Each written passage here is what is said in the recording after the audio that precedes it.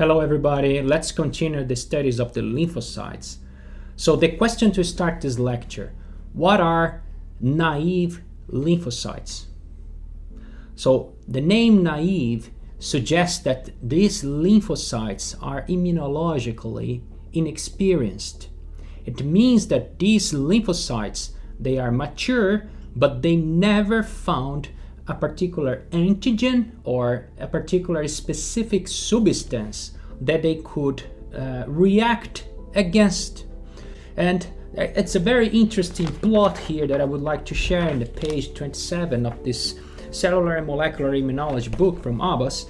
Is the figure 2.10 that shows that across the years of our lives, like from 10, 20, 30 years, 40 years, the more we age, our repertoire of naive T lymphocytes or T cells decreases, and at the same time it increases the repertoire of memory T cells. This is particularly beautiful. That shows that all this repertoire that we have along the course of our lives, they will be transformed in memory T lymphocytes. So initially, in the beginning of our lives, they are naive, inexperienced. But the more we live, the more we survive in this world, we are exposed to different pathogens and microenvironment, substances and microbes, or even cancer, that all this repertoire now will be transformed into memory cells, because at some stage in our lives or some particular window of time, we already activated them. They transformed from the naive lymphocyte into the mature and active phenotype. And then after fighting the infection, after evoking an immune response, they were transformed into memory cells. So the more we age, the T lymphocytes, the T naive lymphocytes will drop in our circulation, and the memory lymphocytes will increase. So they're actually the same lymphocytes, but their phenotype of naive, or their naivety, is lost, and they become mature and they have memory. And we can even make a parallel here and compare with our own lives, the human development, because when we are kids, we don't know about things. We are immature. We are kind of naive, inexperienced. But the more we age, we learn with life circumstances, we learn with things and people, with mistakes, and we become mature. We acquire wisdom. So this is very interesting. That happens the same way for the immune system. So the same thing is happening here in terms of the lymphocytes. So the naive lymphocytes, typically, they will survive between 1 to 3 months in our circulation.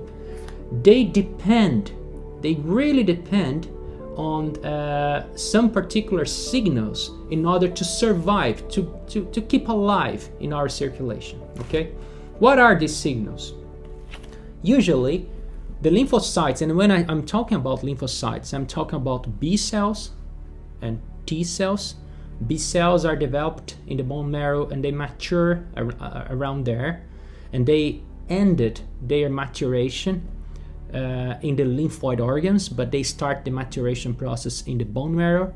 And the T lymphocytes, they are born in the bone marrow, and then they mature in the thymus, okay? So T cells, T lymphocytes, and B lymphocytes. B lymphocytes are producing the antibodies, and the T lymphocytes, they have some sort of a receptor in the surface, some sort of antenna, the thing that detects the pathogen is an antenna, right? A receptor that will detect a particular antigen or pathogen.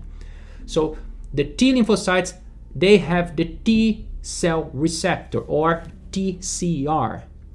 And the B lymphocytes, they don't have the TCR, they have the antibody in the surface. So both B cells and T cells, they depend on their receptors to transmit signals that will keep them alive, that will maintain their lives, right? So the B lymphocytes, it is known that the antibodies in their surface, in combination with other receptors, will constitute the B cell receptor. It's autosufficient to produce the signals to maintain the B cell alive, a naive B cell alive. But the T cells are different. The T cells, they have the T cell receptor. And the T cell receptor was initially designed to react against a microbe, pathogen, or a cancer cell. However, the T lymphocyte will have this T cell receptor, but will tolerate a very small signal from the binding with our own tissues. What does that mean? In the lymphoid organs, like the lymph nodes or the spleen, our own antigens or fragments of our own tissues, they are presented to the lymphocytes to bind weakly. It's a very weak interaction with the T cell receptor of these lymphocytes. This is sufficient to activate a transcription program to keep the T cells alive. Okay?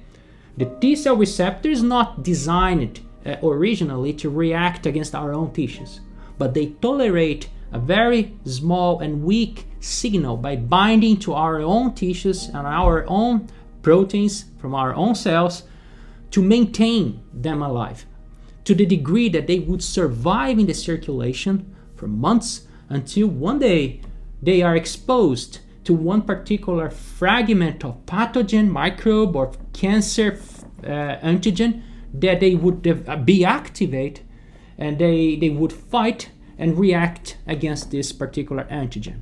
And then they will be transformed from the naive phenotype to a more activated, and afterwards to a memory phenotype, right? So this is very important to know.